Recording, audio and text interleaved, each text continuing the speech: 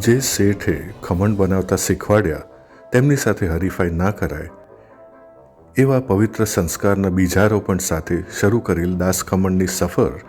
જે શ્રી પિતાંબરદાસ કાનજીભાઈ ઠક્કરે કુમચો લઈ મિલની બહાર, થિયેટરની બહાર, સ્કૂલની બહાર ફરતા ફરતા શરૂ કરી હતી ત્યારે લોકો પ્રેમથી કહેતા, ચલો દાસ ખમણ ખાઈએ, દાસ કાકાના ખમણ ખાઈએ.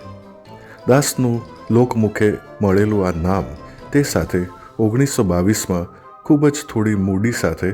મ્યુનિસિપલ કોર્પોરેશનની સામે નવાવાસમાં મકાન ભાડે રાખીને શરૂ કરેલી દાસ ખમણની એ સફર કે જે સરદાર વલ્લભભાઈ પટેલની જીભે પણ સ્વાદના ચટાકા સાથે વસી ગઈ અને મ્યુનિસિપાલિટીની દરેક મિટિંગમાં ખમણ હોય તો ફક્ત દાસ કાકાના જ. આવી અદ્ભુત અને અવિસ્મરણીય બ્રાન્ડ એટલે હેરિટેજ દાસ ખમણ કે જેને સુરતના વાટીદાળના ખમણ કુદરતી આથા સાથે શુદ્ધ સિંગ તેલમાં બનાવી સાત્વિક પૌષ્ટિક આહાર તરીકે અમદાવાદમાં ખૂબ જ લોકપ્રિય થયા અને આજે દાયકાઓ પછી પણ શહેરના અનેક વિસ્તારમાં અવનવી શાખાઓ સાથે પ્રચલિત છે.